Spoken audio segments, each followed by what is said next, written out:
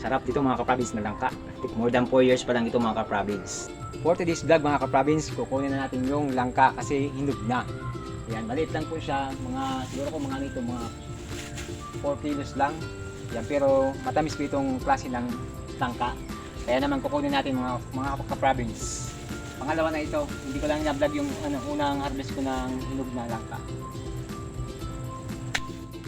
Yan, bango. Napakabango nito mga ka-province. Alisin natin yung plastic. Hinog na ito eh. Yan, bango. May na nga oh. Sabi sa dito may gisngak na. Oh. Hinog na. Sarap nito. Kaya naman bibiyakin na natin kasi hati-hatiin na natin ito sa may-ari ng lupa, sa amin, at saka sa nag-ukupa ng lupang ito. Kaya naman panoorin nyo po ang aking pag-hati-hati nito. Kuha tayo ng daon ng saging mga ka-province.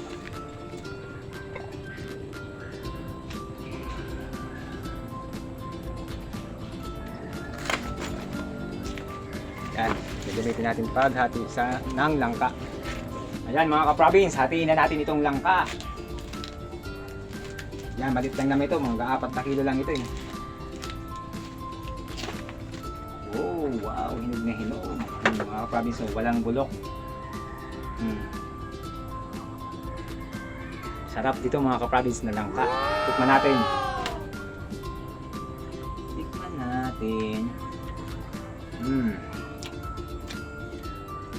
Matamis mga ka-province. Wow! Malit lang. Matuloy tayo. Hatiin na natin ito para makatikim na lahat. Lahat. Malit lang naman ito mga ka-province.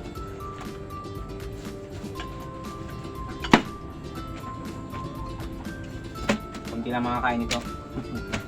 Ayun, may kunting bulok. Kunti lang ito. Tayo mag-gusto buto. Hati-hati nito mga ka-province na langka.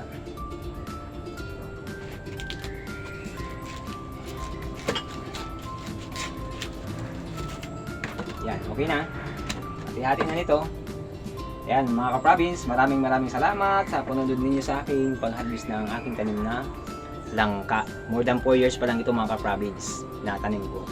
Nakapagprodukto na tayo last year. Isa lang, pinahinog ko talaga yung isulong langka last year.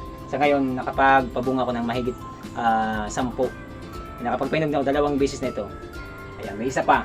Ayan, maraming salamat mga ka-province sa pagpanonood niyo sa aking pag-harvest ng tanim kong langka. God bless!